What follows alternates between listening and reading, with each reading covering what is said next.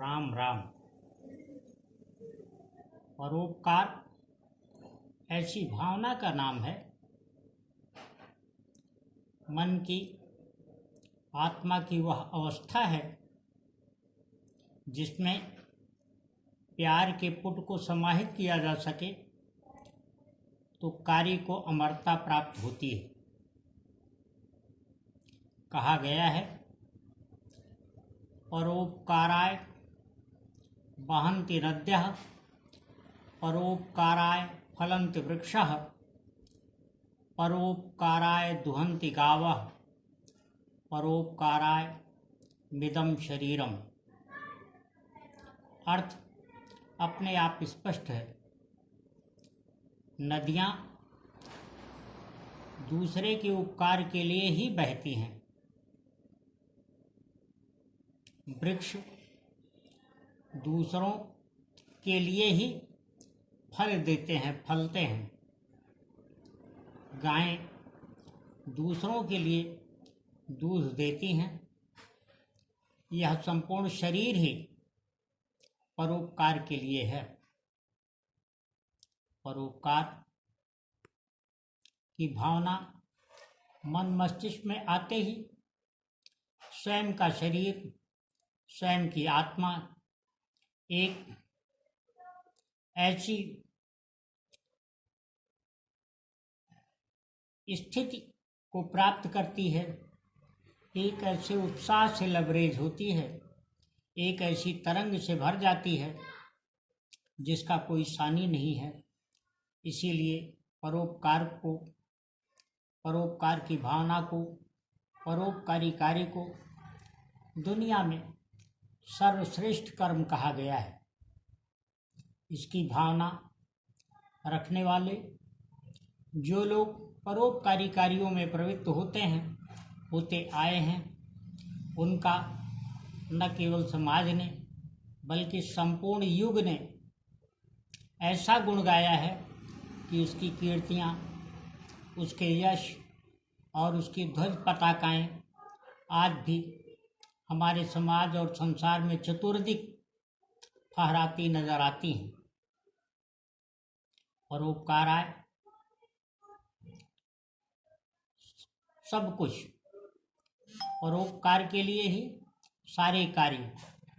मनुष्य का जीवन एक प्रकार से देखें तो स्वार्थ के वशीभूत होकर के जो लोग जी रहे होते हैं, वह भी जब कभी किसी प्रकार का ऐसा कोई कार्य करते हैं जिससे दूसरों को, जो उनके अपने निकट संबंधी नहीं हैं, उन्हें किसी प्रकार का सुख, किसी प्रकार की सहायता मिलती है, तो उन्हें भी प्रशस्ति प्राप्त होती है। जो लोग इस कार्य में स्वभावतः निमग्न हैं, अपनी इच्छा से लगे हुए हैं, रमे हुए हैं, उनका तो समूचा युग गुणगान करता है। सारा संसार उनकी प्रशंसा के गीत गाता है। परोपकार के संबंध में बहुत सारी बातें कही गई हैं। एक दोहे में कहा गया है कि वृक्ष कबहु नहीं फल भकै, नदी न संचय नीर, परमार्थ के कारणे साधुन धरा शरीर। अभी पूर्व में मैंने जिस श्लोक का जिक्र किया, उसके शब्दार्थ के रूप में, उसके भावार्थ के रूप में, उसके पद्यानुवाद के रूप में इस दोहे को लिया जा सकता है। दरअसल यह दोहा है ही उस श्लोक का पद्यानुवाद। दरअसल संवेदना, सहानुभूति और जरूरतमंद लोगों की सहायता को सदा से सराहा जाता आया है। ऐसी भावना जिसमें भी पैदा होती है, उसके प्रति न केवल बहुत सारे लोग आकर्षित होते हैं, बल्कि उसके पीछे भी हो लेते हैं। परोपकार का कार्य ऐसा कोई रासायनिक विज्ञान नहीं है, भौतिक विज्ञान की ऐसी कोई साधना नहीं है जिसके लिए ऐसा कोई कर्म करना पड़े, ऐसे कोई कार्य करने पड़े, ऐसा कोई प्रयोग करना पड़े जिसके लिए किसी प्रयोगशाला की आवश्यकता हो, जिसको किसी प्रयोगशाला में सीखना पड़े, जिसके लिए विज्ञान की, ज्ञान की बहुत सारी पुस्तकों का सहारा लेना पड़े, बहुत सारे गुरुओं, बहुत सारे मार्गदर्शकों की सहायता लेनी पड़े। किंतु एक बात स्पष्ट है कि जिस रोज यह भावना किसी भी व्यक्ति के मन मस्तिष्क में आ जाती है, घर कर लेती है, वह उसी में ही निमग्न होने को सदियों आतुर रहता है। यों ऐसे किसी कार्य में किसी विशिष्ट गुरु का, उसके मार्गदर्शन का अपना विशेष महत्व है, विशेष स्थान है। जब इस प्रकार के कार्य किसी गुरु की देखरेख में, उसके मार्गदर्शन में, उसके द्वारा दिखाए गए पथ पर किए जाते हैं, तो ऐसे कार्यों को सराहना वास्तव में इतना अधिक बढ़ जाती है कि वह अपरिमित हो जाती है। इसका एक अहम कारण ये होता है कि कोई गुरु किसी को शिक्षा देते समय किसी प्रकार के स्वार्थ की कोई कामना नहीं करता है और न ही उसकी ऐसी कोई साधना होती है। वह अपने शिष्य या ऐसे किसी व्यक्ति जिसको मार्गदर्शन दे रहा हो, उसके प्रति उसकी धारणा केवल उसको उन्नत बनाने और उसके कार्य को प्रशंसनीय बनाने की होती है। जब उसके मार्गदर्शन में कोई व्यक्ति अपने कार्य को निष्पादित कर रहा होता है, उसे अमल में लाता है, उसे क्रियान्वित करता है, तो वह उस सुख को, उस संतोष को और उस संतुष्टि को प्राप्त करता है। परोपकार के कार्य सदा से लोगों को तारीफ का कारण बनते आए हैं।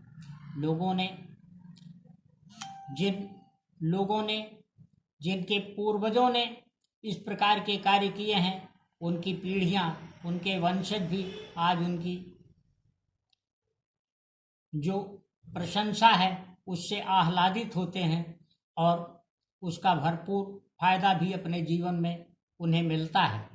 इस प्रकार के कार्यों को हमेशा से समाज ने बहुत अच्छी दृष्टि दी है। आजकल की जो स्थिति है उसमें एक प्रवृत्ति यह आ गई है कि लोग अपने अच्छे कार्यों का स्वयं प्रचार करने को आतुर होते हैं। यह स्थिति वास्तव में किसी भी प्रकार से बुरी नहीं प्रतीत होती, किंतु इसके साथ भावना निर्मल होनी चाहिए और कार्य में पवित्रता का होना बहुत आवश्यक है। किंतु इस बारे में मेरा अपना मत है, और वह ये कि जब हम अपने कार्य की स्वयं तारीफ करते हैं, स्वयं प्रचार करते हैं, तो जो उसे सुनते हैं, जो उसे देखते हैं, जो उसे समझते हैं, उनके मन मस्तिष्क पर हमारे विचारों, हमारे कार्यों की ऐसी छाप जो हम अपने शब्दों में पिरो रहे होते हैं पड़ जाती है, और फिर वो उन्हीं आग्रहों के तहत अपने विचार रखने से बचते हैं और अधिकतम उन्हीं बातों को जो हम कह चुके होते हैं उन्हें दोहराते हैं, जिससे कोई नई बात नहीं जुड़ती। परिणाम इसका ये होता है कि कार्य हमारे जिस प्रकार की सराहना उन्हें मिलनी चाहिए उन्हें नहीं मिल पाती। सराहना न मिल पाने के कारण हमारे उत्साह को भी कभी कभी बाधा पहुंचती है, हमारे उत्साह भी प्रभावित होते हैं। उत्साह को तरंग तब मिलती है जब दूसरे लोग उसकी प्रशंसा करें, दूसरे लोग उसे सराहें। यह स्थिति तब बनेगी जब हमारे अपने कार्य में ऐसी निष्प्रिया होगी, हमारे अपने कार्य में ऐसी निरपेक्षता होगी, हमारे अपने कार्य में उनको किसी प्रकार की, दूसरों को किसी प्रकार की अपेक्षा नहीं दिखेगी, बल्कि वह उसे लोकहित में होता हुआ देखेंगे, पाएंगे। तो जो भी अच्छे लोग होंगे उनके मन से, मस्तिष्क से वह बात कभी मिट नहीं सकती कि वह कार्य किस लिए और किस उद्देश्य से किया जा रहा है। वह अपने आप उनके गुणावगुण को देखने, समझने, परखने और यथा सामर्थ्य, यथा स्थान व्यक्त करने में भी समर्थ होते हैं। इसलिए इस बात को विशेष तौर पर ध्यान में रखने की आवश्यकता है कि हमें अपने कार्य के आत्म प्रचार से, स्वयं के प्रचार से के मोह से बचने के लिए हमेशा सतर्क रहना चाहिए, हमेशा उससे बचना चाहिए सतर्कतापूर्वक। इसका फ़ायदा हमें ये मिलेगा कि लोग हमारे अपने कार्य में मेरे अपने स्वार्थ को नहीं देखेंगे, बल्कि सभी लोगों को ये समझ में आएगा कि यह कार्य कोई व्यक्ति अपने किसी लाभ के लिए नहीं, बल्कि समाज, संस्कृति और संसार के सेवा के लिए अपने किसी अभीष्ट, अपने किसी संकल्प, अपनी किसी इच्छा शक्ति के तहत कर रहा है, अपनी भावना से कर रहा है, अपनी आत्मा से, अपनी अंतरात्मा की आवाज़ पर कर रहा है। जब व्यक्ति को यह समझ में आएगा तो उसके पीछे बहुत सारे लोग हो लेंगे और उनसे जो उसे उत्साह प्राप्त होगा, उसके आधार पर वह कार्य को दोगुनी शक्ति से करेगा और उस कार्य का फायदा चौगुने अधिक लोगों को प्राप्त होगा।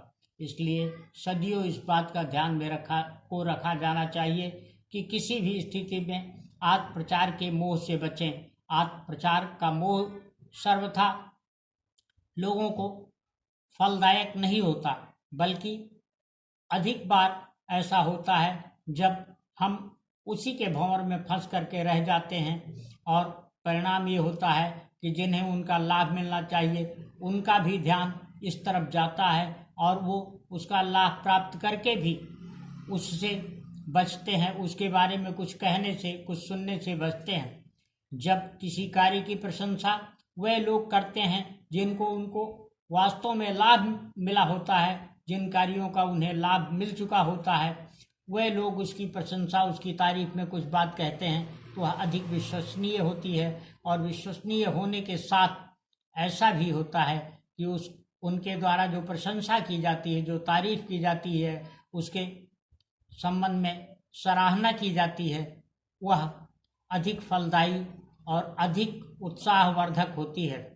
उत्साह की आवश्यकता किसी भी कार्य को, और खास करके परोपकार के लिए परोपकार में निमग्न किसी व्यक्ति के लिए बहुत अधिक होती है और होना भी चाहिए। समाज यह दृष्टि रखता है, लेकिन कार्य करने वाले भी अगर इस दृष्टि को रखें तो उन्हें अपने कार्यों का अधिक लाभ और फलाफल प्राप्त होगा, ऐसा अपना दृढ़ विश्वास है। इसी कामना और इसी सोच के साथ सभी लोगों को राम राम।